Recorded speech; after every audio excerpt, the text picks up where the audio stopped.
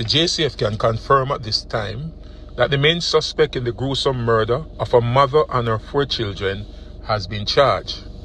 Rushane Barnett has been charged with 5 counts of murder arising from the killing of Kemisha Wright, Kimana Simit, Shermari Simit, Kefana Simit, and Kishan Henry, all of Cocoa Peace in Clarendon. Barrett was charged after intensive investigation was carried out by the Area 3 Major Investigation Division, supported by the Major Investigation Division headquarters in Kingston, as well as the Clarendon CIB and Trelawney Police and other formations within the JCA. Commendation must be given to the officers for the excellent work that they have done. However, while the quality of this investigation has been exemplary, nothing we do will bring back these precious lives that were brutally taken away. Once again, I am urging people to manage their conflicts in a better way.